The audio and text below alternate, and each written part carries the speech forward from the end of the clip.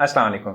आज हम बात करेंगे कि ब्लड प्रेशर क्या होता है, हाई ब्लड प्रेशर जिसको हाइपरटेंशन कहते हैं वो क्या होता है, और लो ब्लड प्रेशर जिसको हाइपोटेंशन कहते हैं वो क्या होता है, और हाई ब्लड प्रेशर और लो ब्लड प्रेशर की क्या वजूहत हो सकती हैं।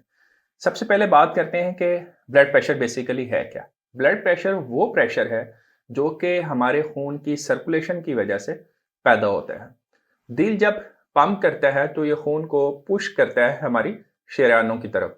इस खून के अंदर न्यूट्रिएंट्स भी होते हैं और ऑक्सीजन भी होती है, जो कि हमारी ज़िंदगी के लिए बहुत ज़रूरी चीज़ें हैं। जब ये खून हमारी शरीयानों की तरफ पुश होता है तो उसकी वजह से जो प्रेशर जनरेट होता है उसको सिस्टोलिक ब्लड प्रेशर कहते हैं, जिसको आम जुबान में ऊपर वाला ब्लड प्रेशर भी कहा जाता है। जब दिल रिलैक्स करता है तो खून वेन्स के ज़रिए से वापस आ रहा होता है, तो जो हमारी शरेयानें हैं, उनके अंदर प्रेशर थोड़ा कम हो जाता है। ये वाला जो प्रेशर होता है, इसको नीचे वाला प्रेशर कहते हैं, ये डायस्टोलिक ब्लड प्रेशर कहलाता है। तो ब्लड प्रेशर के 2 कंपोनेंट हैं, सिस्टोलिक और डायस्टोलिक ब्लड प्रेशर। नॉर्मली जो सिस्टोलिक ब्लड प्रेशर होता है, वो 110 मिलीमीटर ऑफ मर्करी से लेके 139 मिलीमीटर ऑफ मर्करी तक होता है। इसी तरह डायस्टोलिक नॉर्मली 70 से लेके 89 मिलीमीटर ऑफ मर्करी तक होता है। अगर किसी शख्स में जो ऊपर वाला यानी सिस्टोलिक ब्लड प्रेशर 140 या इससे ज़्यादा हो जाए, या नीचे वाला जिसे हम डायस्टोलिक ब्लड प्रेशर कहते हैं वो 90 या 90 से ज़्यादा हो जाए, तो हम कहेंगे कि इस मरीज को हाई ब्लड प्रेशर यानी हाइपरटेंशन का सामना है।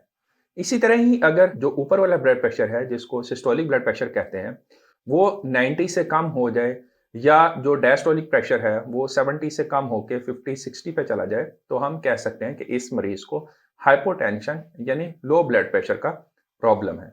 अब बात करते हैं कि वो कौन सी वजूहात हैं जिनकी वजह से किसी शख्स को हाई ब्लड प्रेशर का और किसी को लो ब्लड प्रेशर का सामना हो सकता है। पहले बात करते हैं हाई ब्लड प्रेशर यानी हाइपरटेंशन के बारे में। हाइपरटेंशन की 2 बड़ी इकसाम है, एक प्राइमरी हाइपरटेंशन और एक सेकेंडरी हाइपरटेंशन।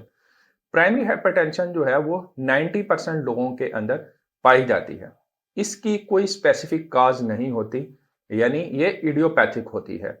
इसमें कहा जाता है कि जो हमारी खून लेके जाने वाली शरेयानें हैं, उनकी वियर एंड टियर होने की वजह से स्टिफनेस हो जाती है, जिस वजह से जो हमारा खून है उसके बहाव में रुकावट आती है, इस वजह से ब्लड प्रेशर हाई होता है। जबकि 10% लोगों के अंदर सेकेंडरी हाइपरटेंशन होती है, यानी इसकी कोई ना कोई अंडरलाइंग काज होती है। ये दिल की वजह से भी हो सकता है, गुर्दों की वजह से भी हो सकता है, कोई हार्मोनल डिस्टर्बेंस की वजह से भी हो सकता है। तो सेकेंडरी हाइपरटेंशन में अगर हम जो अंडरलाइंग कॉज है जिसकी वजह से ब्लड प्रेशर हाई हो रहा है, अगर उसको ट्रीट कर लें तो अमूमन जो है ब्लड प्रेशर का प्रॉब्लम सॉल्व हो जाता है। लेकिन प्राइमरी हाइपरटेंशन जिसकी कोई खास वजह नहीं होती कि क्यों किसी को हाइपरटेंशन हो रही है, इस केस के अंदर फिर मरीज को फर्स्ट तो लाइफस्टाइल मॉडिफिकेशन करनी पड़ती है, लेकिन अगर फिर भी ब्लड प्रेशर कंट्रोल ना हो तो फिर दवाई का इस्तेमाल करना पड़ता है। दूसरे नंबर पे बात करते हैं हाइपोटेंशन यानी लो ब्लड प्रेशर की। लो ब्लड प्रेशर की अगर कॉजेज की बात करें तो उस सबसे पहले तो डिहाइड्रेशन आ जाती है, यानी बॉडी के अंदर पानी की कमी। इसी तरह ही अगर किसी शख्स को कोई इंजरी हो जाती है, उसके बाद बहुत ज़्यादा ब्लीडिंग यानी ब्लड लॉस हो जाता है, तो उस वजह से भी फिर हाइपोटेंशन यानी लो ब्लड प्रेशर हो सकता है। इसके अलावा सेप्सिस यानी अगर खून के अंदर इन्फेक्शन हो जाए तो उस वजह से भी हाइपोटेंशन हो सकती है। इसके अलावा प्रेगनेंसी के अंदर फिजियोलॉजिकली जो है ब्लड प्रेशर खवातीन का लो हो जाता है।